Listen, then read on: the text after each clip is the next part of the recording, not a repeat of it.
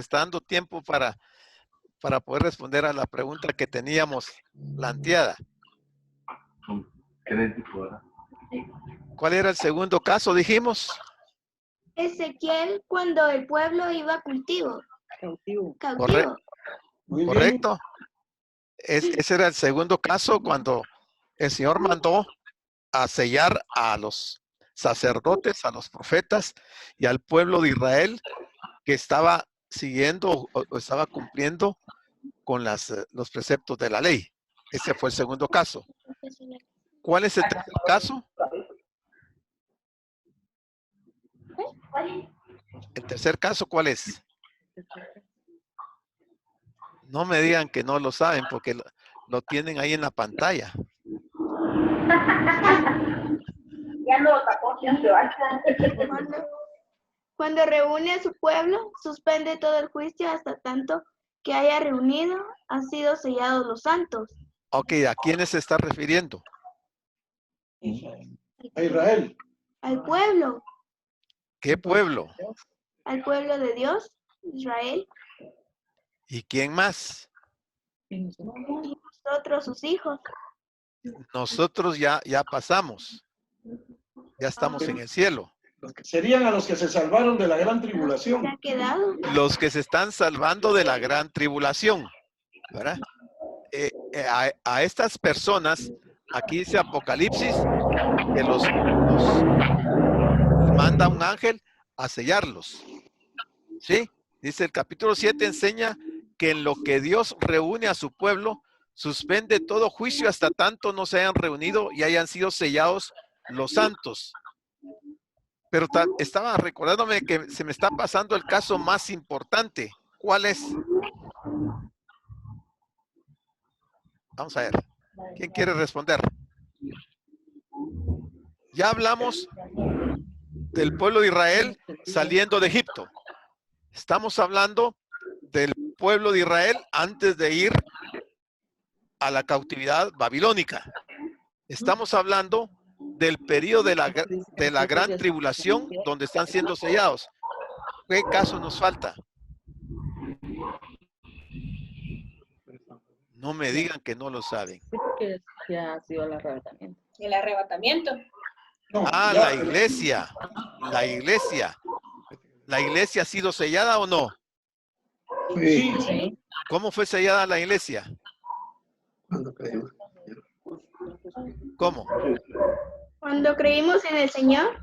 ¿Pero cómo fue el sellado? A través del Espíritu Santo. Eso. El Espíritu Santo es el sello de la iglesia. Eso que quede bien claro, porque tenemos que entender que en las diferentes dispensaciones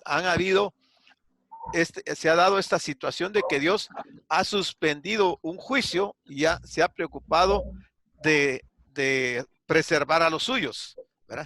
Ahorita estamos aquí, si lo vemos en el orden de todos los acontecimientos, en el cuarto caso, lo de la gran tribulación, que dice que reúne a su pueblo y suspende todo juicio hasta tanto hayan sido reunidos y hayan sido sellados los santos. También en el capítulo 7 nos revela qué sucede al pueblo de Dios. Así como los enemigos se enfrentan a la ira y al juicio, los santos cantan alabanzas de liberación a Dios y al Cordero. Eso es lo que va a ocurrir en el periodo de la gran tribulación. Y es lo que nos está escribiendo aquí Juan. A la pregunta planteada en el sexto sello, que decía, ¿quién puede mantenerse de pie? Según Apocalipsis 6:17, Juan responde en el capítulo número 7 y dice que los que pueden mantenerse de pie son los 144,000 y una multitud innumerable. Ok, esa multitud innumerable son gentiles salvos en el periodo de la gran tribulación. Los 144,000, el número es literal, pero es simbólico, porque no solamente se van a salvar 144,000 judíos, aquí tenemos judíos y gentiles. Entonces están salvando los judíos representados por los 144,000 y esta multitud innumerable que es los gentiles que sean salvos en el periodo de la gran tribulación. Los santos que se reúnen en la gran multitud e incluyen a los 144,000 estos son el verdadero Israel, según vamos a ver el versículo 4 y el 9 en su primera parte. Además de los santos, todos los habitantes del cielo adoran a Dios, según los versículos 11 y 12. Se describe a los santos como mártires que se están reuniendo como un cuerpo hasta el fin de los tiempos, versículos 13 y 14. El número 144,000, que decíamos que es simbólico, se compone de 12 veces 12,000. ¿Por qué digo 12 veces? Porque son 12 tribus y 12,000 de cada tribu. Esos 144,000, o sea, 12 veces 12,000, expresa perfección. Y esto se vuelve evidente con respecto a las medidas de la Nueva Jerusalén, que tiene 12,000 estadios de longitud, de anchura y de altura. Es un cubo perfecto y es el símbolo de la perfección.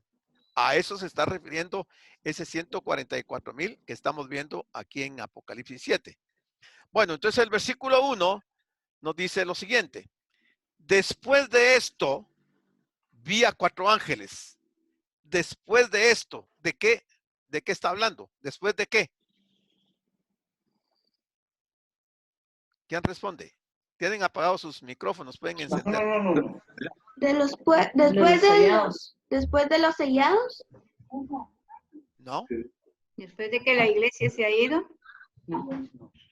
Sí, en parte sí. Pero ¿qué más? Recuerden que estamos ya en el periodo de la gran tribulación.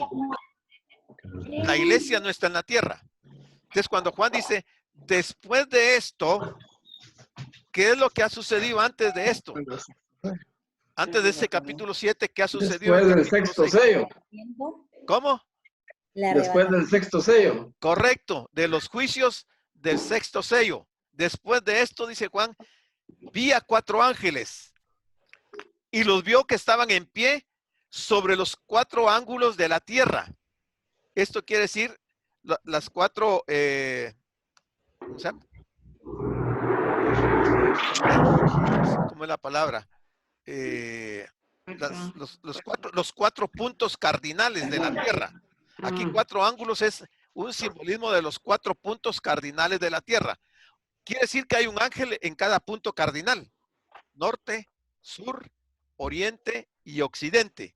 Ahí hay un ángel. Según lo está escribiendo Juan y lo está viendo. Porque dice, después de esto vi. Él lo está viendo. Sobre los 4 ángulos de la tierra que detenían los 4 vientos de la tierra. No dice que están deteniendo el aire. Si dijera que estuvieran deteniendo el aire, todos morirían, porque no habría oxígeno. Pero está deteniendo vientos. Vientos no es lo mismo que aire. Entonces están deteniendo los 4 vientos para que no soplen ningún viento sobre la tierra, ni sobre el mar, ni sobre ningún árbol. Porque ahí es donde soplan los vientos. ¿Qué clases de vientos se está refiriendo Juan?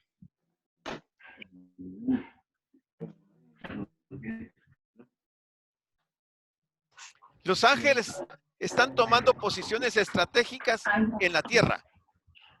O sea, aquí hay un juicio que hay que verlo o leerlo entre líneas. Ellos están tomando esas posiciones estratégicas. 4 vientos es una expresión figurada para indicar que todos los vientos de la tierra procedentes de los 4 puntos cardinales serán detenidos durante un breve tiempo. O sea que estos 4 vientos no son cualquier clase de viento. Y si los ángeles lo están deteniendo, es porque si lo sueltan, va a causar un gran desastre sobre la tierra. Y no solo sobre la tierra, sino que sobre el mar y los árboles. Dice, ¿qué efectos tendrá esto? Estos 4 ángeles tienen autoridad sobre los 4 vientos que soplan sobre la tierra y pueden detener el poder destructor de estos vientos. Ya se están imaginando a qué se refiere, ¿verdad? ¿A qué se está refiriendo?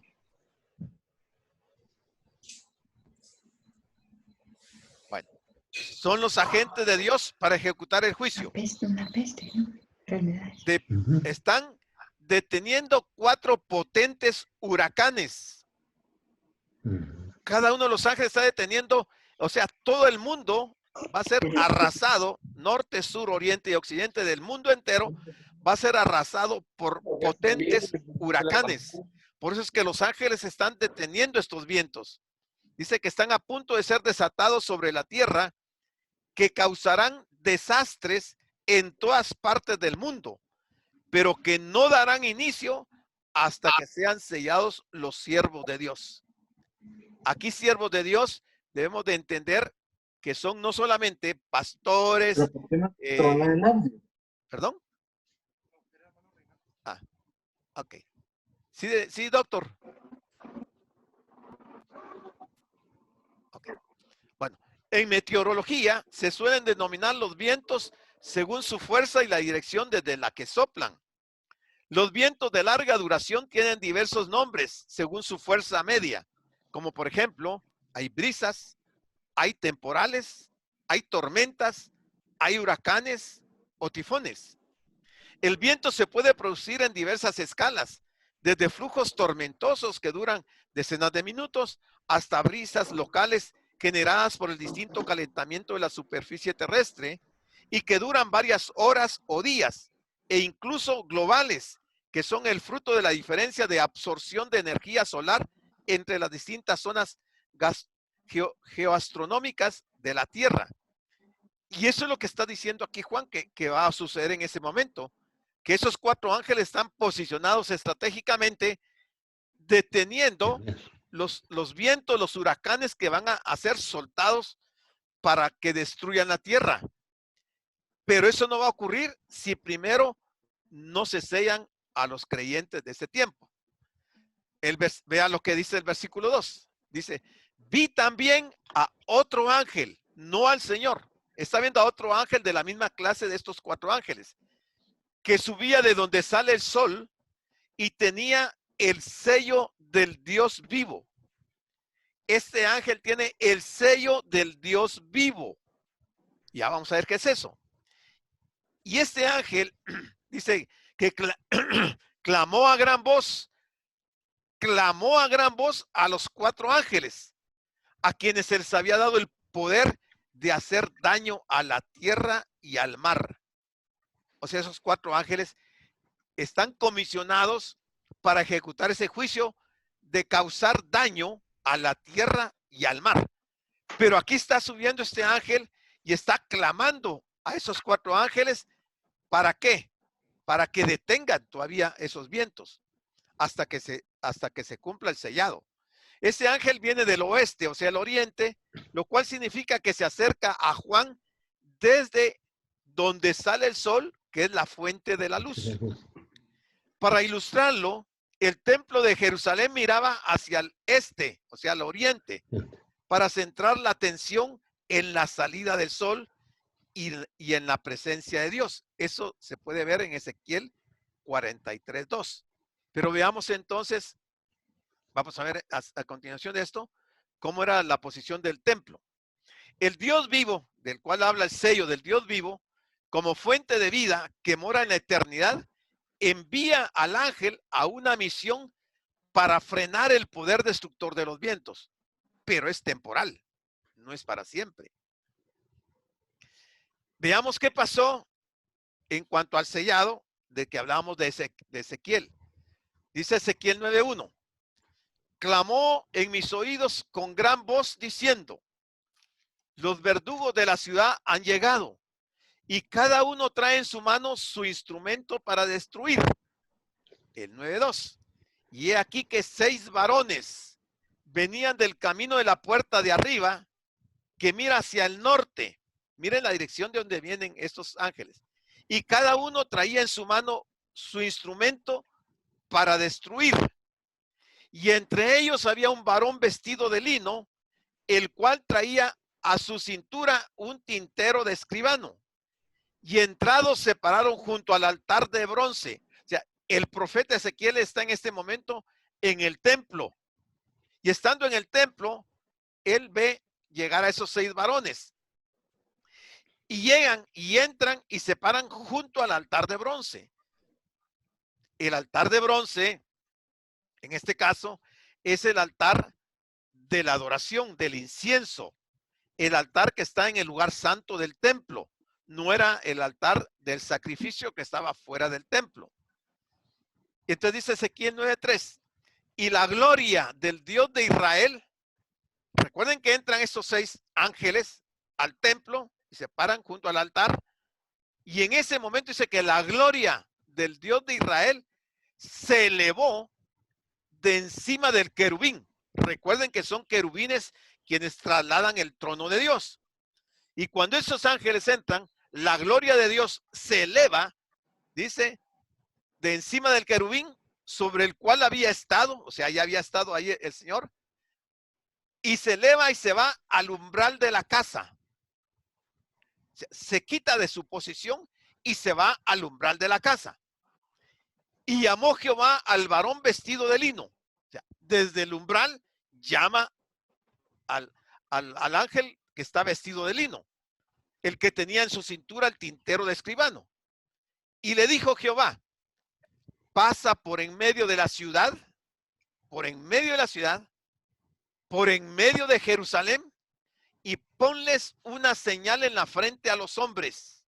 Clarísimo, el sello. Pero no es a todos los hombres de Jerusalén. Dice, solo aquellos que gimen y que claman a causa de todas las abominaciones que se hacen en medio de ella. Vimos en el estudio anterior que dimos el viernes de que Habacuc ha visto al pueblo de Israel cometiendo toda clase de pecados, idolatrías, inmoralidades y un montón de cosas. Y por eso Habacuc está clamando a Dios. Pero no toda la gente está pecando. Hay gente que está gimiendo, que está pidiéndole a Dios, rogándole a Dios por misericordia.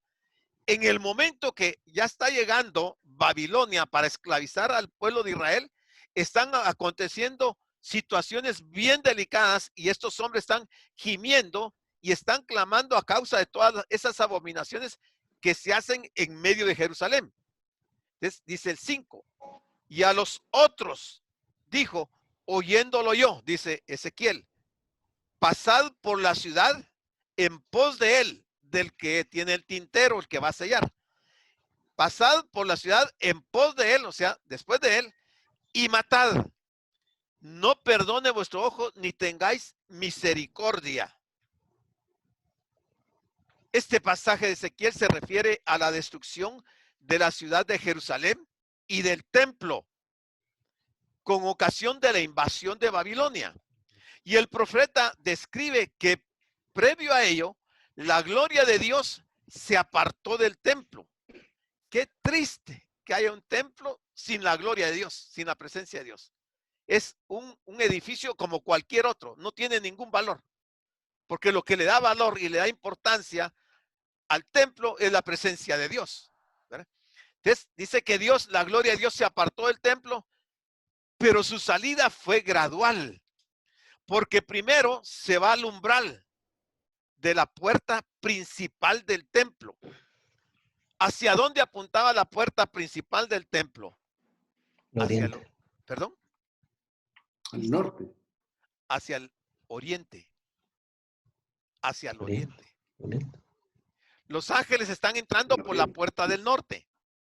Recuérdense que la ciudad de Jerusalén tiene una muralla a su alrededor y tenía diferentes puertas.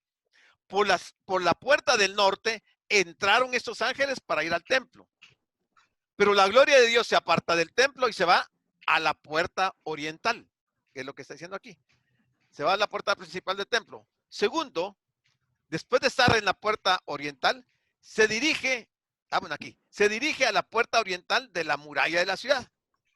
Y tercero, por último, se dirige al monte de los olivos, donde se aparta por completo, ya no solo del templo, sino que de la nación. O sea, los deja a merced de los babilonios. Y los babilonios, sabemos que Dios los está usando para aplicarle disciplina al pueblo de Israel. Y era lo que Habacuc lamentaba y estaba pidiéndole a Dios cuando se da cuenta de lo que Dios va a hacer, porque primero Habacuc acusa a Dios de no estar haciendo nada. Cuando Dios le revela a Habacuc que está mandando a Babilonia y lo que van a hacer con el pueblo de Israel, Habacuc da marcha atrás y le pide a Dios misericordia. Pero ni Habacuc pudo detener esto. O sea, cuando una profecía está dada, la profecía se tiene que cumplir.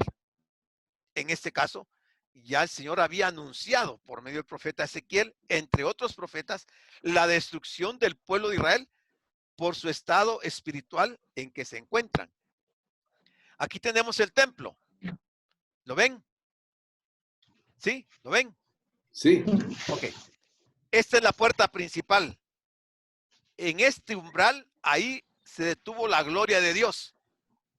Y estando aquí, la gloria de Dios llamó, que estaban adentro los 6 ángeles, y él llama al de vestido lino, el que tenía el tintero, y le da órdenes de que selle a los hombres que están gimiendo. De este punto de la puerta principal, dice que la gloria de Dios se vino a la puerta de entrada, a la puerta oriental. Esta es la puerta oriental. El norte está acá, el sur está acá, el oriente está acá, el occidente está acá. Esa es la posición del templo, era la posición del templo. Entonces Dios se viene aquí a la puerta oriental y de aquí se va al monte de los olivos. O sea, se aparta la presencia de Dios. O sea, el pueblo de Israel se queda a merced absolutamente de los babilonios. Ya no cabe ninguna súplica, ningún ruego. Ezequiel, obviamente, intercede también. Habacuc intercede. Jeremías también. Pero la orden ya estaba dada. Ya Israel no tenía alternativa. Quizás si Israel se hubiera arrepentido, les podía haber ocurrido lo que le pasó a Nínive. Quizás. Pero no era intercesión de ningún profeta, de ningún sacerdote, lo que iba a detener el juicio de Dios. Eso nos da una lección interesante. William Hendrickson presenta 3 funciones del sello. La primera función del sello es para impedir que se altere. La segunda función es garantizar la propiedad de quien tiene el sello. Y tercero es, aplicado a un documento, certifica que es auténtico. Para eso sirve el sello. ¿Cómo se marca a los siervos de Dios con un sello? Bueno, en este caso, que es para el periodo de la gran tribulación, el sello no es igual que el sello de la iglesia. ¿Cómo? Ok. Bienvenido, hermano Ramazzini, hermano Tono, Dios lo bendiga. ¿Qué tal, pastor? Perdón por lo tarde, pero acá estamos. No, ahí pasa después a pagar su multa que aquí el Capi le va a cobrar. Bueno, sigamos. Como en todas las secciones de Apocalipsis, Juan se apoya en las escrituras del Antiguo Testamento. Juan se está apoyando en las escrituras del Antiguo Testamento. Dice, el pueblo de Judá había vuelto las espaldas a Dios y a su templo, y en su lugar adoraba la naturaleza. En una visión, el profeta Ezequiel vio a un hombre vestido de lino con un estuche de escriba en la mano, a quien se le instruyó para que fuera por toda Jerusalén y pusiera una marca en la frente. Miren cómo Satanás es de astuto, que en el periodo de la gran tribulación, Satanás va a poner una marca en la frente a todos sus seguidores, tratando de simular lo que Dios hace con su pueblo. Solo que la marca de Satanás va a ser el 666, 666. Dice poner una marca en la frente de todos los que vivían apesadumbrados por la idolatría que había en el lugar. O sea, en este caso, en Israel, en Judá, en Jerusalén. Eso está en Ezequiel 9:4. El símbolo del pueblo de Dios es la señal invisible del Padre y del Cordero. Del Padre y del Cordero. Eso lo vamos a ver en Apocalipsis 14:1. A continuación se los pongo. Para significar que los santos son miembros de la familia de Dios, comprados por el Hijo o sea, Jesucristo, y llenos del Espíritu. Por el contrario, los incrédulos tienen la marca de la bestia en la diestra y en la frente, según Apocalipsis 13:16. Aquí está Apocalipsis 14:1 que acabamos de mencionar.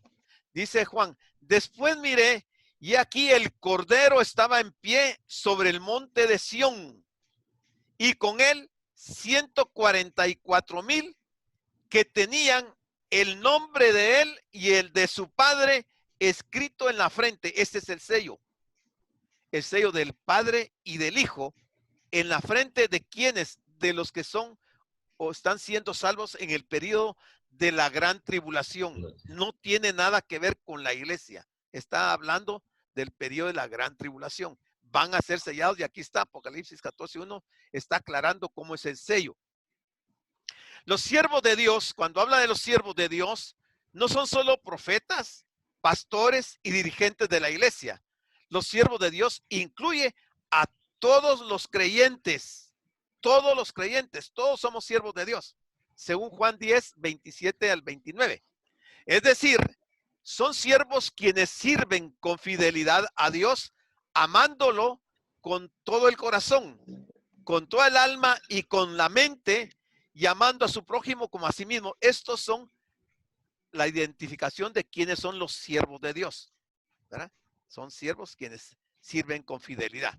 Y aquí está Juan 10:27. Dice, mis ovejas oyen mi voz y yo las conozco y me siguen. Aquí las ovejas somos todos. No importa la posición que tengamos dentro de la iglesia o el privilegio que desempeñemos. Somos todos. Dice, y yo les doy vida eterna y no perecerán jamás, ni nadie las arrebatará de mi mano. Mi Padre que me las dio es mayor que todos y nadie las puede arrebatar de la mano de mi Padre. Perdón, Pablo, dice que se está quedando sin tiempo, dice. Le doy, 10 minutos. Ok. Salió un mensaje ahí, lo estoy quitando. Dice, y nadie las puede arrebatar de la mano de mi Padre. Ok. ¿Qué más dice? El cristiano es sellado con este triple sello. El Padre lo ha sellado porque el creyente disfruta de la protección del Padre por toda la vida. El Hijo lo ha sellado porque lo ha comprado y redimido con su propia sangre preciosa. Y el Espíritu lo ha sellado, según vemos en Efesios 1:13, este caso es para la iglesia, porque da testimonio de que somos hijos de Dios. Versículo 3.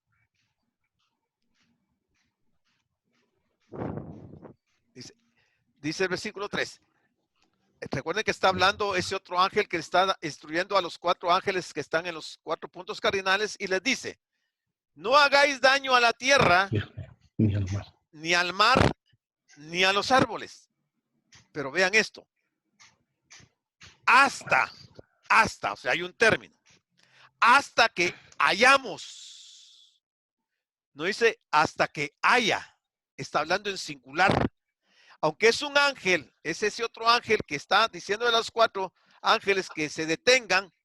Ahora les dice que se detengan hasta que hayamos. O sea, van a ser muchos ángeles los que van a participar en el sellado de los creyentes del periodo de la gran tribulación. Hasta que hayamos sellado en sus frentes a los siervos de nuestro Dios. O sea, no solamente el que tiene el tintero, sino que va a haber participación de otros ángeles, porque si no aquí dijera hasta que haya sellado. Pero dice hayamos sellado, ¿verdad? En sus frentes a los siervos de nuestro Dios. Dice Apocalipsis 9:4, adelantándonos un poco. Y se les mandó que no dañasen, hablando de los 4 ángeles en los 4 puntos cardinales, se les mandó que no dañasen a la hierba de la tierra, ni a cosa verde alguna, ni a ningún árbol, sino solamente a los hombres que no tuviesen el sello de Dios en sus frentes. O sea, esos potentes huracanes que se van a desatar van a afectar principalmente a los que no tienen el sello de Dios. Y van a afectar a los que tengan el sello de la bestia. A ellos sí van a sufrir las consecuencias de esos potentes huracanes que van a ser desatados por esos 4 ángeles que está describiendo aquí Juan.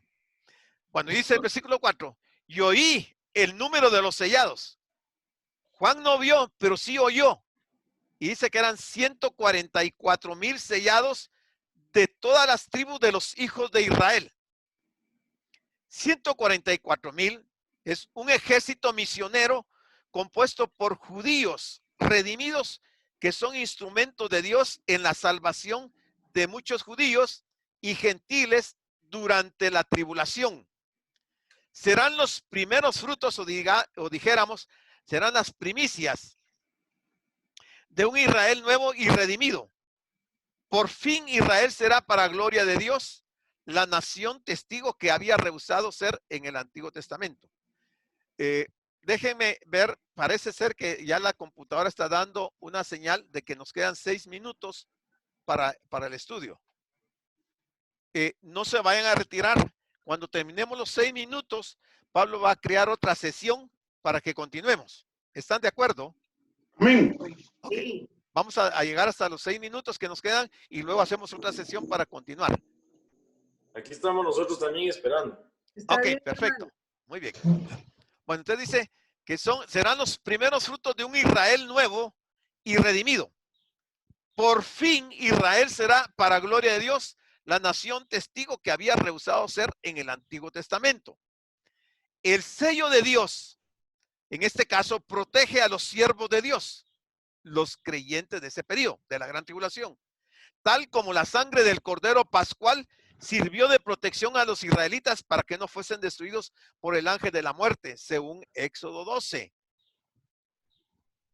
Versículo 6 de Ezequiel 9 dice, la instrucción que el Señor le está dando a los 6 ángeles, de entre los cuales hay uno vestido de lino que tiene el tintero, le dice que mate a viejos, que mate a jóvenes, que mate a vírgenes, que mate a niños y mujeres, hasta que no quede ninguno. ¿Qué estamos viendo aquí? Estamos viendo la severidad de Dios. O sea, mucha gente solo quiere ver de Dios su amor, un Dios misericordioso, un Dios perdonador. Pero ya tenemos historia, porque esto de Ezequiel 9:6 fue en el periodo del cautiverio babilónico. Y le dijo Dios a estos ángeles que mataran a todas las personas, viejos, jóvenes, vírgenes, niños y mujeres, hasta que no quede ninguno. Pero a todo aquel sobre el cual hubiere señal, que estuvieran sellados por el del tintero, no os acercaréis. Y comenzaréis, mire qué interesante, comenzaréis por mi santuario. ¿Por dónde iba a empezar el juicio? Por el templo. ¿Cómo? Por el templo. Por el templo, ¿con quiénes? Con los que estaban, con los ancianos. Con los sacerdotes, el sumo sacerdote, los sacerdotes, los levitas, los servidores, y de ahí en adelante con todo el pueblo de Israel. ¿Ya? Entonces comenzaréis por mi santuario. O sea, la severidad de Dios en su juicio aquí es terrible. Comenzaron pues desde los varones ancianos que estaban delante del templo, ¿ya? Los que estaban ofreciendo sacrificios. O sea, puede haber mucha gente con cargos importantes de la iglesia presentando sacrificios, pero que su vida no es transparente a la presencia de Dios, y Dios lo va a matar. No se va a escapar, porque Dios, la justicia de Dios va a llegar a todos los niveles de las congregaciones. Por mucho que alguien se quiera hacer llamar pastor, profeta, lo que sea, y diciendo que es un gran siervo de Dios, si está fuera del contexto de la escritura, del pacto de Dios, Dios lo va a matar. No se va a escapar.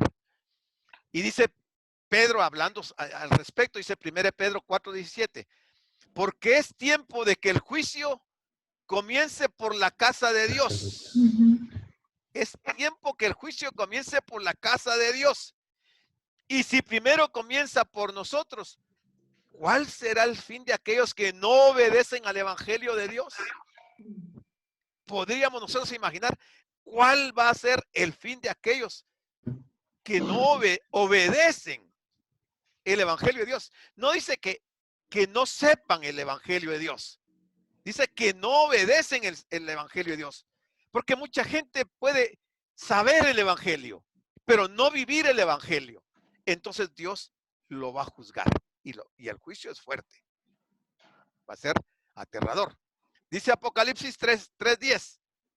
Por cuanto has guardado la palabra de mi paciencia, hablándole a una de las iglesias, yo también te guardaré de la hora de la prueba, que ha de venir sobre el mundo entero para probar a los que moran sobre la tierra. Aquí hay una promesa de salvación para la iglesia, para aquellos que han guardado la palabra. Guardar aquí es obedecido. No es aprendido, es obedecido, ¿verdad? A estos el Señor va a guardar. Dice Pablo en 2 Corintios 1:22, el cual también nos ha sellado y nos ha dado las arras del Espíritu en nuestros corazones.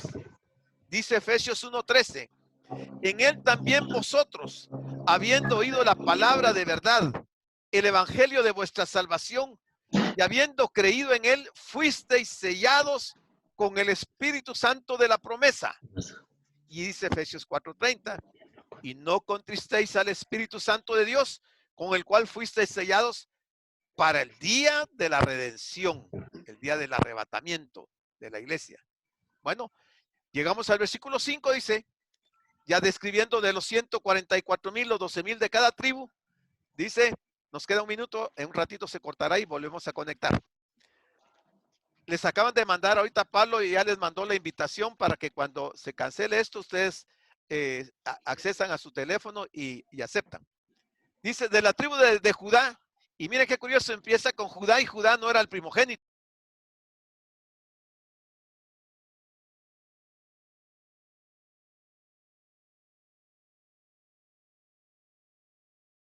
Difiere de otras listas del Antiguo Testamento. ¿Qué quiere decir eso? Que hay por lo menos 2 tribus de las originales que no se mencionan en el libro de Apocalipsis.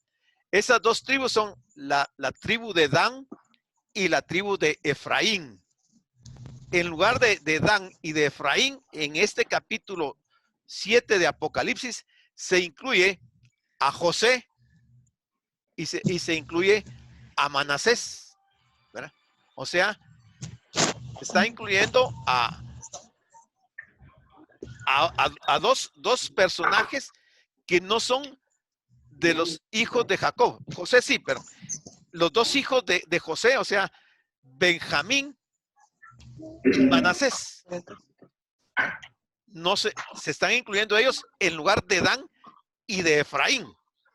¿Por qué razón se excluye a Dan y a Efraín? Lo vamos a ver a continuación. Aquí pueden ver en la tabla, según Génesis 49 y según Apocalipsis 7. En verde, aquí les pongo yo, Adán, y aquí en esta de Génesis 49 todavía no aparece Efraín, pero antes del capítulo 49 de Génesis aparecía Efraín. Y aquí ya fue quitado y aparece en su lugar, va a aparecer Manasés. Manasés era hijo de José, el que fue vendido en Egipto. Ahora decíamos, ¿por qué razón Juan no incluye a Adán y a Efraín? Y miren qué interesante, porque cuando uno investiga las escrituras, encuentra las razones a todas estas cosas que pareciera que fueran errores en la Biblia. Dice, la razón de eliminar el nombre de Dan de la lista se remonta al relato en el que los descendientes de Dan cayeron en idolatría, según Jueces 18, 30 y 31. Como ellos se volcaron a la idolatría, entonces Dios los elimina ya de las 12 tribus. También fueron los primeros en cometer el pecado de apostasía.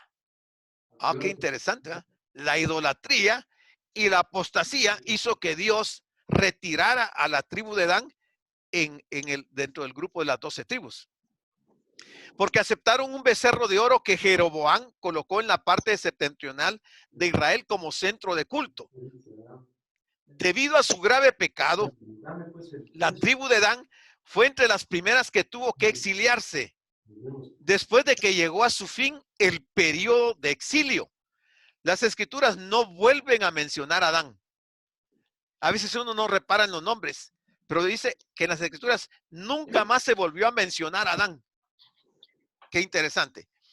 Juan también excluye a Efraín de su lista. Esta tribu estuvo de igual modo de acuerdo con Jeroboam en colocar otro becerro de oro en Betel como sustituto del verdadero culto a Dios en Jerusalén. Eso está en Primera Reyes 12:29. Efraín, por tanto, no debería incluirse bajo el nombre de José, porque este ha tomado el lugar de Efraín. Eso lo podemos ver también en Salmo 78 y en Oseas 5. Entonces, por eso, estas dos tribus no aparecen dentro de las 12 de los 144,000 que se está hablando aquí en el Apocalipsis. Bueno, siguiendo con el versículo 9 del capítulo 7 de Apocalipsis. Dice, después de esto miré, después de los 144,000, Juan tiene otra visión. ¿Y qué es lo que miró? Dice, y he aquí una gran multitud, la cual nadie podía contar, de todas naciones y tribus y pueblos y lenguas, que estaban delante del trono y en la presencia del Cordero, vestidos de ropas blancas y con palmas en las manos. O sea, después de los 144,000, a Juan se le permite ver esta gran multitud, que deben ser millones, de todos los pueblos, lenguas y naciones, dice, que estaban delante del trono y en la presencia del Cordero, y estaban vestidos de ropas blancas y con palmas en las manos. ¿Y qué hacían? Ellos dice que clamaban a gran voz diciendo, la salvación pertenece a nuestro Dios, que está sentado en el trono y al Cordero. Esta es una adoración que están haciendo a Dios, esta multitud. La gran multitud da testimonio del hecho de que la salvación o liberación de que disfrutan es totalmente la obra de Dios. El ser humano no contribuye absolutamente en nada a la obra de la salvación. La salvación es un regalo producto de la gracia de Dios, basado sobre los méritos de Cristo, no de las personas. Y solo se recibe mediante la fe en la persona del Salvador, o sea, de Jesucristo. Los santos en el cielo entonan al unísono un cántico, aunque procedían de muchas naciones y hablaban lenguas diferentes. Ahora, qué interesante. ¿Qué va a pasar en el cielo? Porque si son de todas las naciones, cada quien tiene su propio idioma. Alemanes, portugueses, norteamericanos, brasileños, guatemaltecos, africanos. Cada quien tiene su idioma. ¿Y cómo se están comunicando y están entendiendo lo que está pasando en el cielo? ¿No les parece que se está retornando a los orígenes de la formación del mundo? Cuando existía un solo idioma y todos podían entenderse, hasta que llegó el momento en que Nimrod, tratando de construir el edificio para llegar hasta el cielo, Dios confundió sus idiomas y empezaron a hablar cada uno su diferente idioma. Aquí hay un restablecimiento del idioma único en el cielo, porque todos entendían, dice, y hablaban lenguas diferentes, dice. En el cielo ha concluido la confusión de Babel y todos los santos hablan la misma lengua. Ese es otro de los beneficios que nos espera a cada uno de nosotros. O sea que cuando lleguemos al cielo, vamos a poder hablar con Pablo, con Juan, con los profetas, porque no tendremos la barrera del idioma. Hablaremos el mismísimo idioma. ¿Cuál idioma? No sé. Pienso que el hebreo. Pienso yo. Pero ese es un argumento mío, ¿verdad? Bueno, dice, los redimidos están delante del trono y delante del Cordero. Dios sentado en el trono planificó la obra de salvar a su pueblo y encargó a su Hijo que la comenzara, la ejecutara y finalizara. Mediante el cántico expresan alabanza y acción de gracias a Dios y al Cordero, quien murió, resucitó de la tumba y ascendió al cielo para ocupar su lugar a la diestra de Dios. Cantan un cántico de victoria que se asemeja al Hosana. ¿Se recuerdan qué quiere decir Hosana? ¿Cómo? Sálvanos ahora. Sálvanos ahora. Sí, ¿Quién contestó? ¿Quién Yo, contestó? hermano Jessy. Jessica, decirle. Jessica. Ah, ok, Jessy, ahí te voy a mandar tu chocolate. Tú siempre pones atención y se te queda todo, ¿verdad?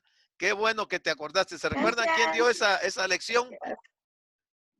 Nancy. Hermana Nancy. Muy bien. Va otro chocolate ahí virtualmente. Ok. Hosana, Señor, ayúdanos o sálvanos. Eso es a lo que se asemeja ese cántico que el pueblo cantó cuando Jesús llegó a Jerusalén, según Mateo 21:9. Mientras quienes rodearon a Jesús en su entrada triunfal le pedían que los salvara, los santos en el cielo lo alaban por haberlos salvado. Qué gratitud de estas personas que ya están allá, reconociendo el sacrificio de nuestro Señor y adorándolo y bendiciéndolo y cantando a Él. Eso es lo que vamos a hacer en el cielo. El versículo 11 dice, y todos los ángeles, no dice algunos, todos los ángeles estaban en pie alrededor del trono y de los ancianos y de los 4 seres vivientes y se postraron sobre sus rostros delante del trono y adoraron a Dios. ¿Qué motivó a los ángeles a adorar a Dios en ese momento? La adoración de los santos que están ahí. Porque luego que ellos han adorado al Señor, los ángeles toditos, también dice que puestos en pie alrededor del trono, empezaron y se postraron delante de sus rostros, delante del trono y adoraron a Dios. Y decían, amén. ¿Amén a qué? ¿A qué creen ustedes que están diciendo ellos amén? Vamos a ver. ¿Quién quiere participar? ¿Ninguno? A la salvación. ¿Quién habló? Yo, hermano. Jessy. Jessica. A la salvación. ¿A qué salvación? O sea, ¿por qué esos ángeles están diciendo amén? ¿Qué quiere decir amén? Quiere decir así sea, ¿va? Sí. Así sea, ¿qué? La solicitud de salvación que están haciendo.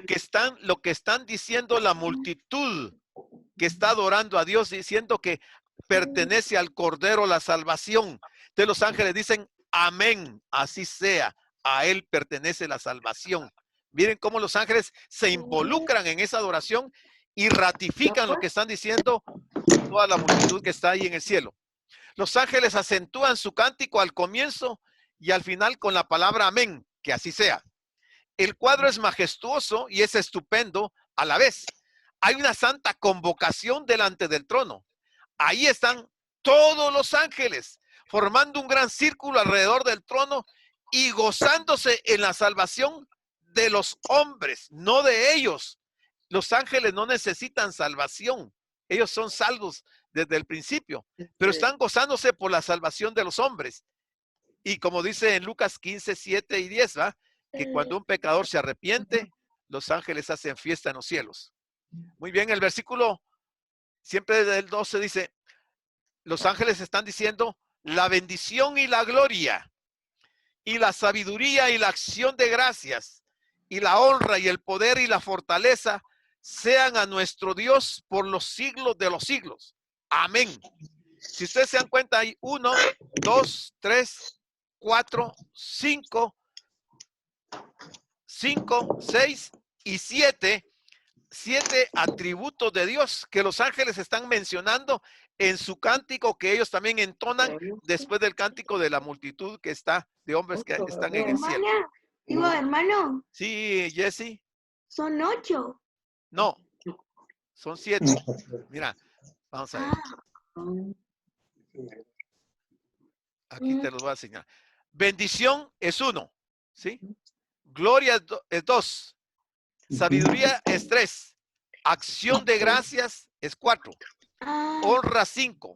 Poder 6. Y fortaleza 7. Ay, gracias, hermano. No solo era la duda. Ok, perfecto. Seguimos. Sí, yo no había visto. Dice, todas estas virtudes son propias de Dios, al que los ángeles adoran como nuestro Dios. A Él le expresan sus alabanzas y acción de gracias por los siglos de los siglos. Los ángeles no están adorando a otro ángel, no están adorando a ninguna de las personas que están ahí de las diferentes nacionalidades, sino que se concretan a adorar a Dios, al único, al Cordero Santo de Dios, quien merece toda nuestra adoración. No se adora a nadie más. Los ángeles reconocen su pequeñez delante de Dios y lo demuestran cayendo sobre sus rostros y adorando al soberano creador de todo. A continuación, los ángeles atribuyen a Dios alabanza.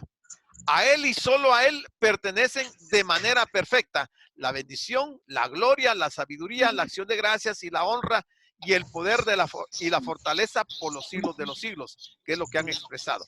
Versículo 13. Entonces, después de la adoración de los hombres, de las multitudes, millones de gentes, después de la adoración de los ángeles, dice que Juan nos relata aquí que uno de los ancianos habló y le dice a Juan, estos que están vestidos de ropas blancas, ¿quiénes son y de dónde han venido? Obviamente que este anciano que le está preguntando a Juan sabe perfectamente de quiénes están hablando, pero quiere preguntarle a Juan para que él exprese con sus propios labios si está comprendiendo lo que está sucediendo en el cielo. Antes a Juan, un anciano se había dirigido a él para decirle que no llorara porque el león de la tribu de Judá, la raíz de David, había triunfado cuando se había dicho quién es digno de abrir el libro y los sellos, y no se encontró a nadie. Y Juan empezó a llorar. Entonces dice que le dijeron a Juan, uno de los ancianos le dijo que el león de la tribu de Judá. Esa fue la primera vez. Ahora el anciano le pregunta otra vez a Juan, ¿de dónde vienen esos santos vestidos de blanco? El anciano representa a la iglesia en el cielo y desea que Juan vea la promesa y su cumplimiento. Entonces, ¿quiénes son y de dónde vienen? Aquí les va a responder. El 14. Yo le dije, Juan, ¿verdad? Es Juan el que habla aquí. Señor, tú lo sabes. Y él me dijo, estos son los que han salido de la gran tribulación. Estos son los que han salido de la gran tribulación y han lavado sus ropas y las han emblanquecido en la sangre del Cordero. Entonces en este momento que Juan está teniendo esta visión, está viendo a los muertos, a los que han sufrido persecución a la gran tribulación y que los han matado y ya están en el cielo. No se han quedado en ninguna parte, sus almas no están en el Hades. Fueron directamente al cielo y están frente al gran trono de Dios y donde está el Cordero. Y a eso es lo que le dice. Estos son los que han salido de la gran tribulación y han lavado sus ropas y las han emblanquecido en la sangre del Cordero. La respuesta que da Juan es corta, es puntual y es suficiente, porque dice que él le dijo, Señor, tú lo sabes. Qué interesante es honesto y reconocer que nosotros no lo sabemos todo, ¿verdad? Que la palabra de Dios es tan extensa, tan grande, tan sublime, que hay cosas que nosotros con nuestra mente finita no la podemos entender. Y si no la entendemos, es mejor decir, no lo sé, ¿verdad? Y eso fue lo que hizo Juan. Dijo, Señor, tú lo sabes. Yo no sé quiénes son. Entonces, con esta breve respuesta, Juan da a entender que el anciano es el que debería responder, porque como representante de la iglesia, sabe muy bien cuándo y de dónde han venido los santos. En el Antiguo Testamento hay una profecía que habla de que habrá un periodo de angustia como no lo ha habido jamás desde que las naciones existen. Eso está en Daniel 12:1. Esta profecía se cumplió en la época de Antíoco Epífanes. Eso fue, ¿en qué periodo fue esto de Antíoco Epífanes? Vamos a ver, ¿quién sabe? Cuando los 400 años del silencio. Perfecto, ahí le va su chocolate, hermana Telmita, es virtual. En el periodo del silencio de Dios se dio el cumplimiento de esta profecía cuando Antíoco Epífanes profanó el templo y sacrificó un cerdo ahí y derramó la sangre dentro del templo. Y profanó el templo en Jerusalén y se produjo en ese momento la abominación que causa desolación. Este es un prototipo del anticristo que aparecerá en el periodo de la gran tribulación. Este fue Antíoco Epífanes, hizo el papel de anticristo en el periodo de los 400 años del silencio de Dios, en el año 167 antes de Cristo. Eso está en Daniel 9:27, 11:31 y 12:11. Lo que Daniel predijo se cumplió en su totalidad, y eso nos lo relata, aunque a usted le parezca raro, en Primera de Macabeos 9:27. ¿Por qué no está en algún libro de los libros inspirados el relato de este cumplimiento de esa profecía de Daniel? ¿Por qué creen ustedes? Vamos a ver. Quiero oír opiniones. ¿Quién quiere tomar la palabra? Porque no era una inspiración de Dios. Hermano pastor. Permíteme, sí, realmente el libro de Macabeos no era inspirado, pero la pregunta es, ¿por qué un libro no inspirado relata el cumplimiento de la profecía de Daniel? ¿Por qué histórico, hermano pastor? Perdón, no oigo, están hablando muchos a la vez. ¿Por qué histórico, hermano pastor? ¿Por qué es histórico? Ajá, ¿por qué? No. ¿Qué es histórico? Nuevamente me está dando aquí señal de que solo nos quedan 10 minutos. Otra vez. Otra vez, miren, pues ahora nos están dando menos tiempo. Ya. Para ganar tiempo. La historia de Israel no se suspendió con el silencio de Dios. La historia de Israel continuó después del periodo de Malaquías hasta Juan el Bautista. Macabeos. No hay ningún libro inspirado que relate esto, porque luego aparecen los libros del Nuevo Testamento que no hacen referencia a esa historia de los 400 años del silencio de Dios.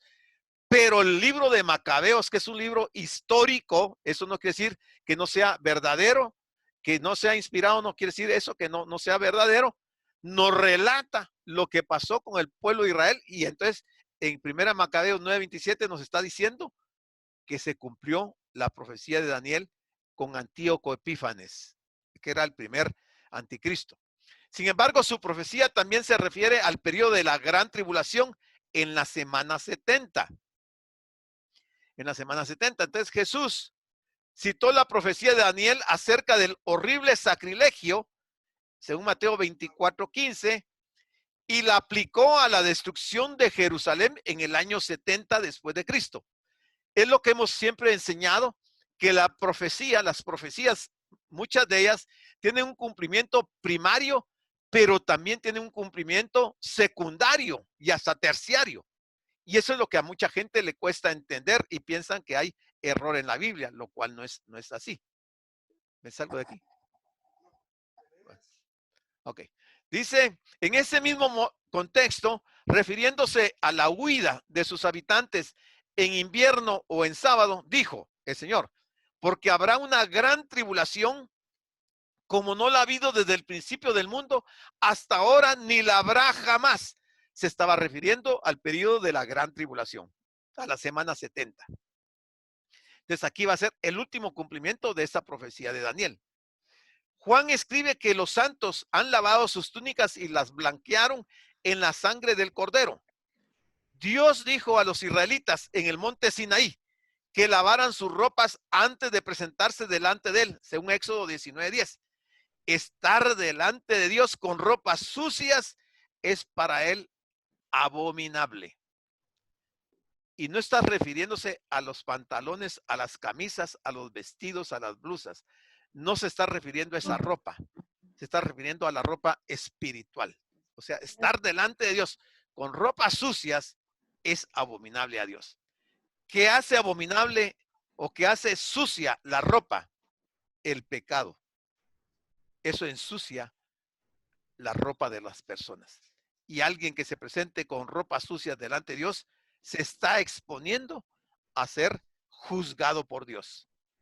Ok, sigamos. Nótese que los santos debajo del altar reciben túnicas blancas, no sucias, según el capítulo 6, versículo 11. En tanto que aquí las están blanqueando. Cuando los pecadores confiesan sus pecados, Dios perdona a su pueblo, haciéndolo puro. Ellos purifican su vestimenta por medio de la sangre del cordero. Blanquear la vestimenta de uno, es decir, hacerla pura y santa, solo se puede lograr, sin excepción, por medio de la sangre de Cristo que derramó en la cruz del Calvario. Solo eso puede emblanquecer la vestidura espiritual de una persona. Y dice Hebreos 9:22, sin derramamiento de sangre no hay perdón de pecados. No hay perdón de pecados. Los 3 versículos siguientes parecen ser un himno que se cantó en adoración a Dios. Es un cuadro de felicidad celestial con los santos que sirven a Dios de manera continua, libres de males y dolores terrenales. Es un cuadro del pastor que guía y alimenta a sus ovejas. Es una ilustración de gozo y felicidad eterna. Te dice el 15. Por eso están delante del trono de Dios, por lo anterior que vimos, están delante del trono de Dios y le sirven día y noche. Los de la gran tribulación están en el cielo y le sirven a Dios día y noche. No vamos a ir al cielo de vacaciones a veranear. Vamos a ir a servir a Dios. Y eso es lo que están haciendo los que están saliendo de la gran tribulación. Le sirven de día y de noche. ¿En dónde? En su templo. Qué interesante es la práctica de muchos de nosotros de estar en esta tierra sirviendo a Dios en su templo. Nos estamos entrenando para cuando lleguemos allá, porque vamos a ir a servir a Dios de día y de noche en su templo. Y el que está sentado sobre el trono, dice, va a extender, en este caso extenderá su tabernáculo sobre de ellos. La cláusula delante del trono de Dios implica que los santos tienen acceso directo al que ocupa el trono. Su relación con Dios es la misma que hubo en el jardín del Edén, cuando Dios caminaba y hablaba con Adán y Eva. Se va a repetir esa historia. La palabra templo se refiere no a la estructura de un edificio, sino más bien al santo de los santos, o sea, Dios mismo, que es el lugar, un lugar donde Dios mora. Algunos comentaristas ven un conflicto con este versículo, ven en este versículo con el capítulo 21 y 22, 21 y versículo 22 de Apocalipsis, que dice que la nueva Jerusalén no tiene templo. Ese es el conflicto de algunos que ven estos pasajes. Pero Juan explica que el Señor Dios Todopoderoso y el Cordero son su templo. O sea, Dios mismo es el templo, no es un edificio. Lo cual significa que debido a la presencia penetrante de Dios y del Cordero, la nueva Jerusalén es ella misma un santuario. Yo sé que estas cosas no son fáciles de digerir, pero si hay dudas, vamos a dar tiempo después para que pregunten. La idea de dicha expresión tiene que ver con la presencia de Dios, tanto en protección como en comunión sobre los suyos. Y ahí podríamos recurrir al Antiguo Testamento a ver Levítico 26, 11 y 12. Hace un ratito le mandaron la otra invitación para que continuemos y finalicemos esta sesión. Se dice, estableceré mi morada en medio de ustedes y no los aborreceré. Caminaré entre ustedes. Yo seré su Dios y ustedes serán mi pueblo. Eso es lo que dice Levítico 26, 11 y 12. Clarísimo lo que está diciendo con respecto a lo que estamos hablando del templo de Dios. Luego dice también, y haré con ellos un pacto de paz. Será un pacto eterno. Colocaré mi santuario en medio de ellos. Habitaré entre ellos y yo seré su Dios y ellos serán mi pueblo. Dice Ezequiel 37. Luego dice Zacarías, los haré volver para que vivan en Jerusalén. Ellos serán mi pueblo y yo seré su Dios en la verdad y en la justicia, según Zacarías 8:8. Luego dice, y vi la ciudad santa, la nueva Jerusalén, que desciende del cielo de Dios, preparada como una esposa adornada para su esposo. Y oí una voz poderosa del trono, desde el trono, que decía, mira, el tabernáculo de Dios está con el pueblo y morará con ellos. Y ellos serán su pueblo y Dios mismo estará con ellos y será su Dios. Está diciendo que ese es el templo del periodo que nos espera ya en el milenio y posterior al milenio. Luego dice el versículo número 16. Ya no tendrán hambre ni sed. Les está hablando. Ya en un ratito se va a cortar.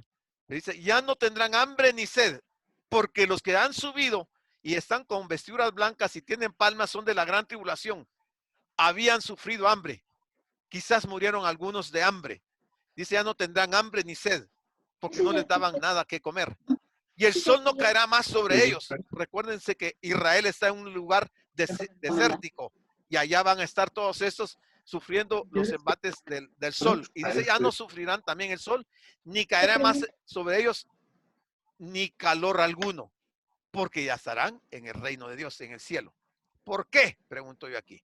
Bueno, dice el 17, porque el Cordero que está en medio del trono los pastoreará a los que han salido de la gran tribulación y los guiará a fuentes de aguas de vida. Y Dios enjugará toda lágrima de los ojos de ellos. Recordemos todo lo que van a pasar los que crean en el periodo de la gran tribulación, el sufrimiento que van a experimentar. Pero aquí les está diciendo el Señor que todo eso se acabó, llegó a su final y ahora les espera una nueva etapa en sus vidas. La mente de que no está yendo al colegio. Sí, estoy contento. Qué bueno. ¿Y tú qué has estado haciendo? Aquí me tenés trabajando, preparando los estudios para que los veamos por la computadora. Los hermanos no me dan vacaciones. Ya.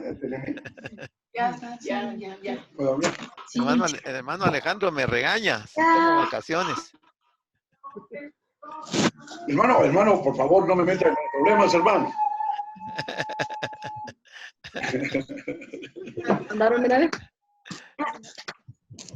Hermano pastor. Sí, hermano Alejandro. Y entonces, ¿para cuándo será que 2 meses después de cuál? De sus vacaciones. Va a seguir vamos a ver cómo sigue la situación, hermano, para no cometer una imprudencia, ¿va? Sí. Estar ya seguros, porque recuérdense que no soy tan jovencito. Pero para que se den cuenta que sí estamos pendientes de sus vacaciones. Gracias, hermano Alejandro.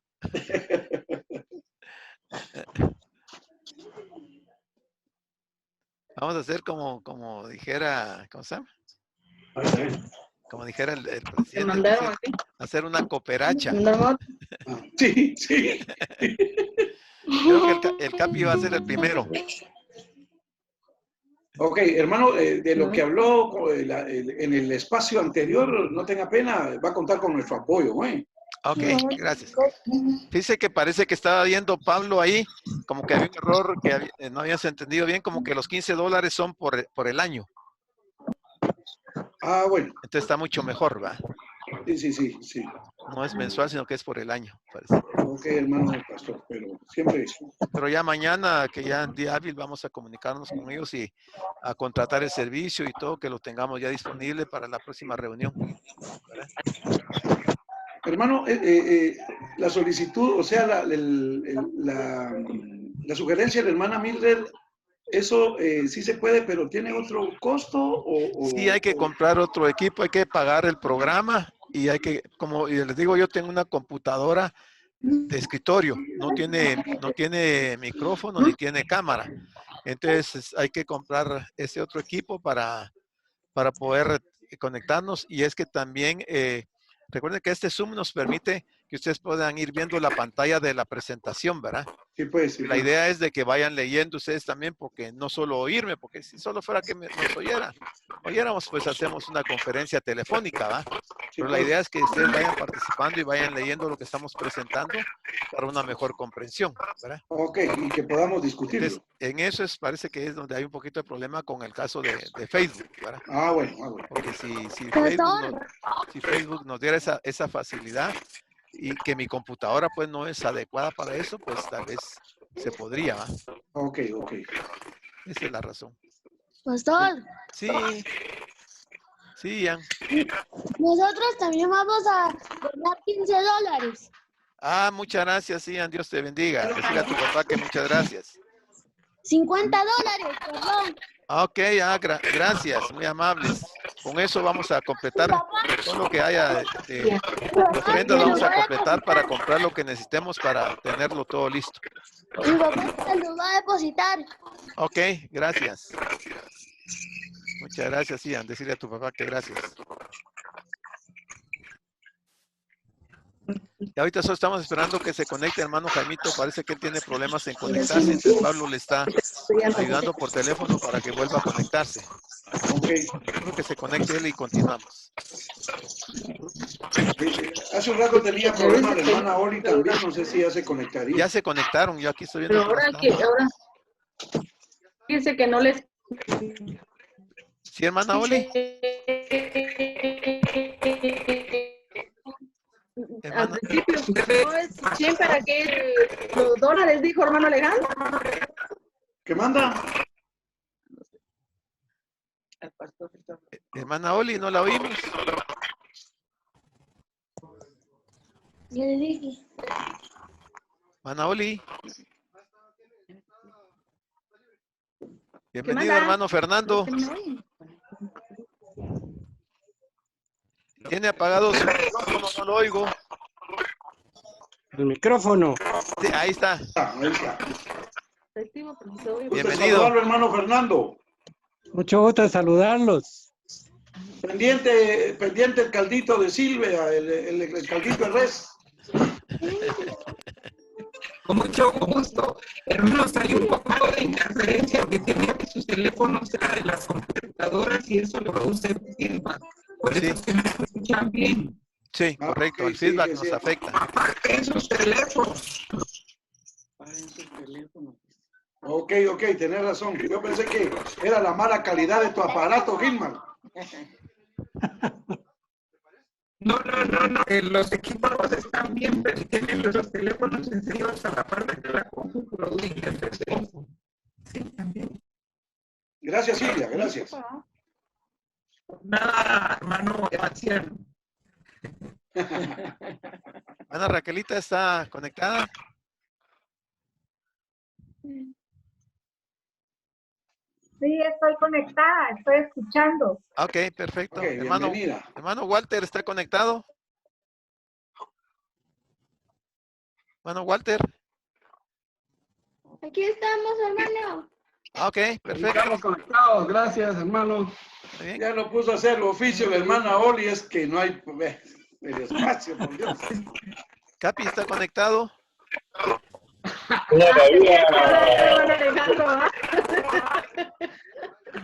Perdón, Capi, ¿qué me dijo? Conectado todo el tiempo. Ok, con la moral en alto. Toda la vida. Muy bien. Aunque la hermana Mildred ya no le está haciendo su caldo de Batman. Ah, perdón, de murciélago.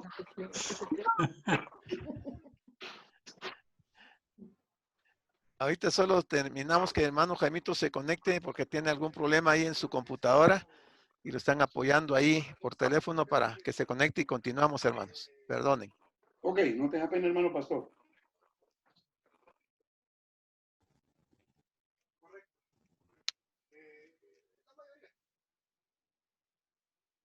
No sé si podríamos comentar mientras tanto algo de las procesiones. ¿Algo de qué? De las procesiones.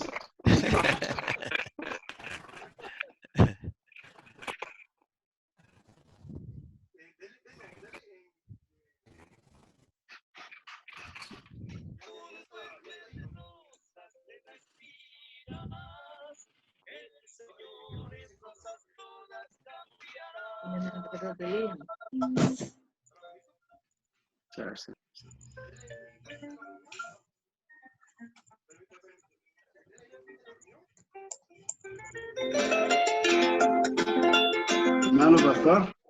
Sí. ¿Quién habla? Habla Walter. Ah, sí, hermano Walter, cuénteme.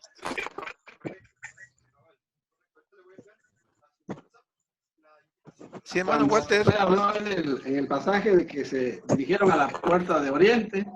Tiene que ver también con la...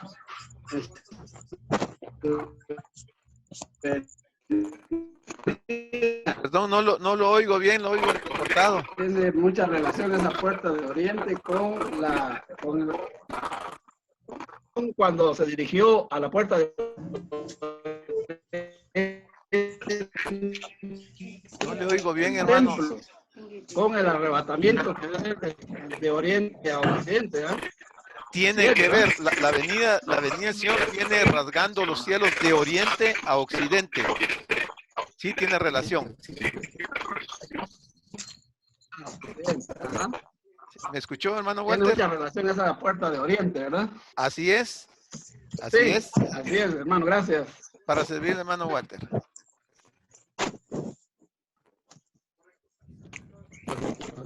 Gracias. Todavía no vamos a empezar, pastor. Ahorita solo estamos esperando que se conecte un hermano que no tiene problemas con su compu. Pastor, perdone. Sí, ¿cómo no? Le habla Juan Carlos González. Así, hermano Juan Carlos, cuénteme. Gracias. Fueran tan amables de decirle a Virginia que no me ponga a lavar los patios 3 veces al día, por favor.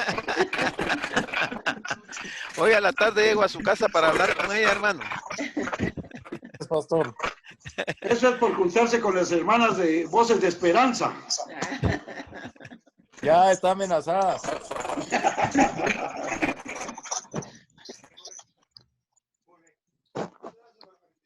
Parece que ya se logró conectar, hermano Jaimito. Así es que vamos a reiniciar nuestro estudio. Ya estamos todos listos, ¿ok? Terminó el recreo. Vamos a continuar. Bueno, estábamos en esta parte que la mente de Juan está puesta en las escrituras del Antiguo Testamento. En particular el pasaje que habla de la restauración del pueblo de Dios. Es lo que dice Isaías 49. No tendrán hambre ni sed, no los abatirá el sol, ni el calor, porque los guiará quien les tiene compasión y los conducirá junto a manantiales de agua. Si ustedes se dan cuenta, este pasaje de Isaías 49:10 es pero muy similar a lo que dice Apocalipsis, lo que el Señor le está diciendo a los que han salido de la gran tribulación, ¿verdad? Les dice casi exactamente las mismas palabras. Si se dan cuenta, la palabra de Dios siempre está insistiendo sobre los mismos temas porque la historia se repite. La raza humana somos personas que nos cuesta aprender de la historia y entonces cometemos los mismos errores. Y entonces Dios nos tiene que dar casi que las mismas palabras para hacernos ver que su palabra ha sido permanente por siempre, ¿verdad? Dice este pasaje del Antiguo Testamento se refiere al regreso desde el cautiverio en Babilonia a la tierra de Israel. O sea, este que acabamos de ver de Isaías 49 se refiere cuando se terminó la cautividad en Babilonia y los judíos empezaron a regresar a Jerusalén. A eso se está refiriendo. Dios dijo a su pueblo que no tendrían hambre ni sed. Les proporcionaría lo necesario para sus necesidades vitales en los oasis que les permitiría calmar el hambre y la sed. Ahí se podrían proteger del calor del sol y de los vientos abrasadores del desierto. En aquel caso para los judíos que estaban regresando de Babilonia, pero para los de la gran tribulación ya estarán en el cielo. Ya no va a haber calor allá, ya no va a haber hambre, necesidades, ni sed, ni nada que les afecte, porque va a ser un ambiente totalmente diferente al ambiente de aquí de la tierra. La última frase de este versículo es un cuadro de gozo y felicidad, de liberación de todo pecado y culpa, de salvación plena y gratuita. Es una escena de vida en el sentido más pleno de la palabra, estar para siempre en la presencia de nuestro Dios del pacto, quien mora en medio de los santos glorificados. Es el paraíso restaurado. Entonces, miren, hermanos, si eso se le está prometiendo a toda la gente de la gran tribulación, son promesas maravillosas. ¿Cuánto más a la iglesia que ya va a estar en el cielo antes de este periodo de la gran tribulación? O sea, nos esperan cosas, pero bien interesantes, bien maravillosas, por los cuales no importa el problema que se nos pueda venir encima, no importan las pestes, no importan las persecuciones, no importa nada. seámosles fieles al Señor porque ya estamos a las puertas. En el horizonte ya se ve venir al Señor llegando por su iglesia. Entonces ahí hay una imagen de cómo los ángeles, es la imagen del hombre, ¿eh? De cómo creen que el ángel marcó o va a marcar a los de la gran tribulación, ¿verdad? Ahí se ve que está saliendo del ángel como un rayo a las frentes de cada uno y se está dando la marca. Muy bien, ahí termina ya el capítulo número 7 y hoy sí damos tiempo para preguntas, para comentarios o para opiniones. El micrófono está disponible para ustedes.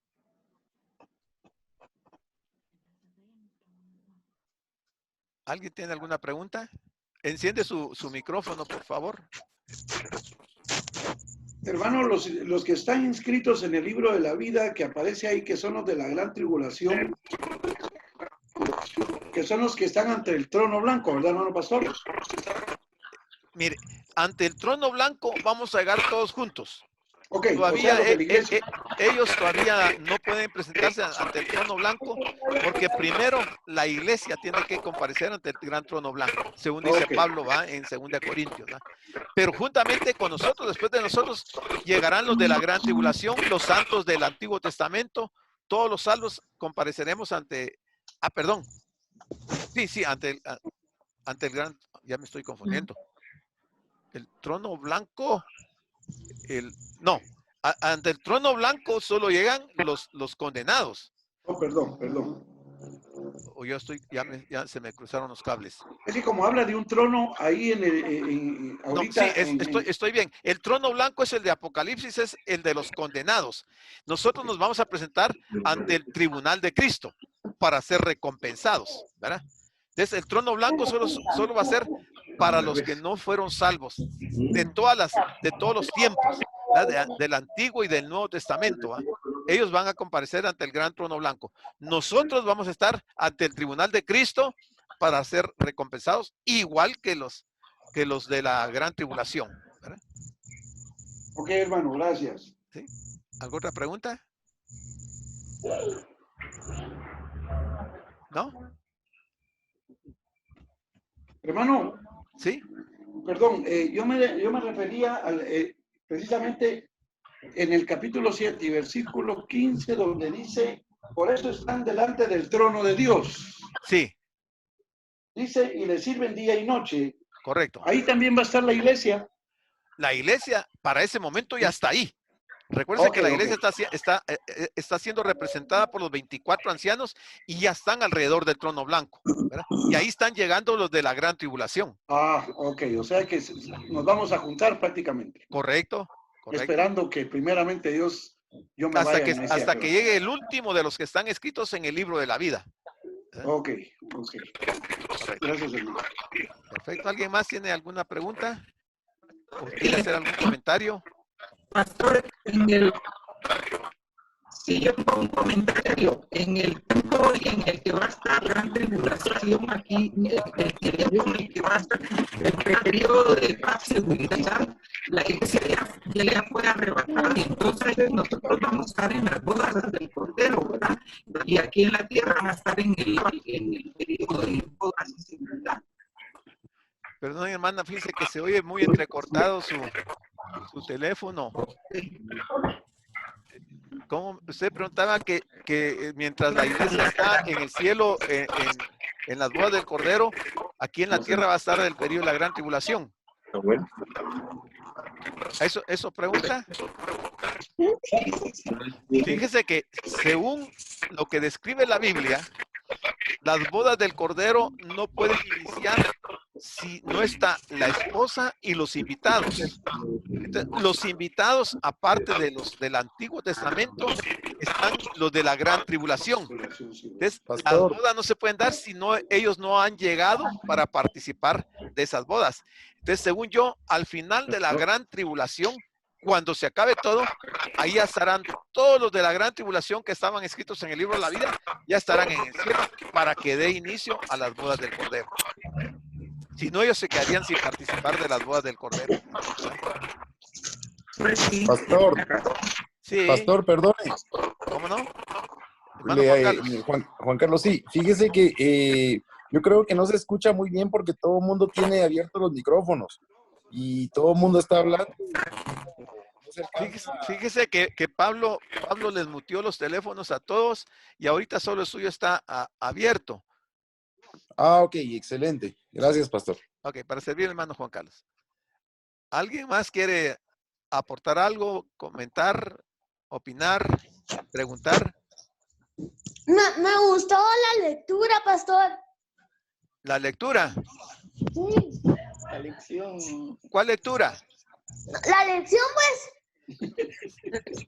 ¿De cuál lección me estás hablando? ¿De esta que acabamos de dar? Sí, de eso. Esta ya la terminamos ahorita. Sí, pero me gustó. Ah, ¿te gustó? Ah, qué bueno que te haya gustado, Ian. Sí. Ok. Muy bien. Pastor, a mí también me gustó ¿A ti toda la prédica. ¿Te gustó también, Isaías? Qué bueno. Qué bien. Hermano Gustavo. ¿Sí? Hermano Gustavo. ¿Cómo no? Sí, hermana Oli. Háblale, nena.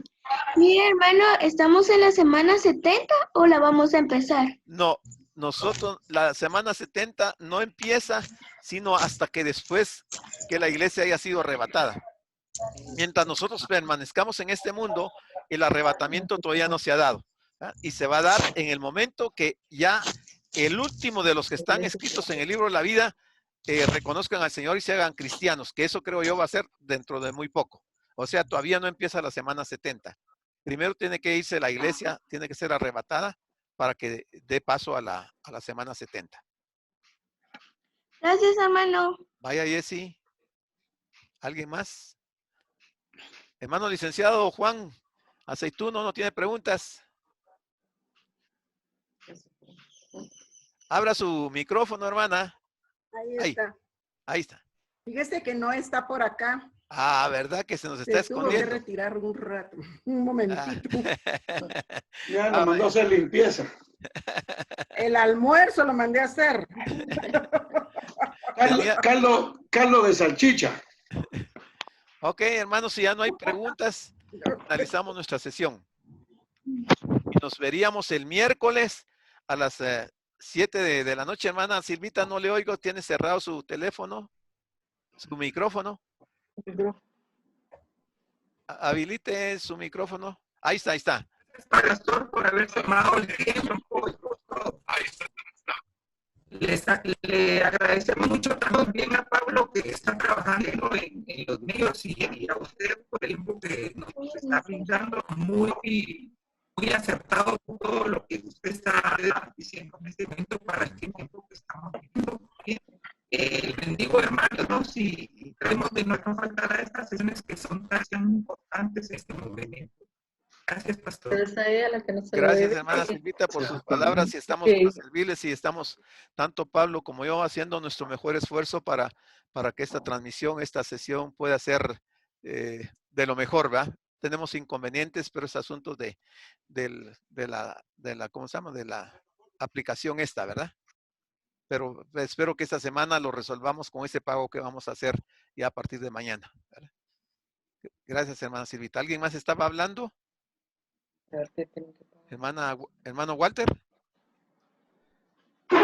Todo está bien, muchas gracias, hermano. Dios les bendiga. Vaya, gracias hermano por Walter, su tiempo.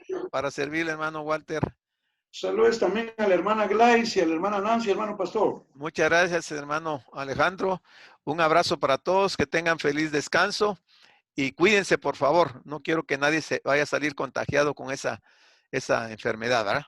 Guardémonos, sigamos las instrucciones que nos están dando las autoridades y así vamos a salir de esto. Ya nos queda poco tiempo y yo tengo la esperanza y la fe que el Señor pronto nos va a dar otra temporada para que podamos reunirnos ya y vernos todos presencialmente aquí en la casa de Dios, ¿verdad?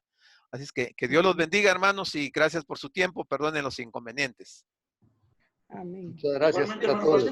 Bendiciones. Para servirles. Muchas gracias. Bendiciones. Gracias, pastor, por el tiempo. Gracias, bendiciones a todos. Bendiciones a todos. Gracias, hermana Virginia. Que tengan un buen hermano. Gracias, hermana. Saludos al licenciado. Gracias, hermano. Ok. Adiós, hermano. Adiós, Isaías. Hermano Orlando. Hermana Virginia, ya no oprima al hermano Juan Carlos. Buenas tardes, buen provecho. Buen provecho. Provecho.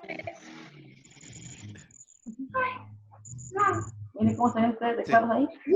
Adiós, pastor. Adiós, Ian. Dios te bendiga.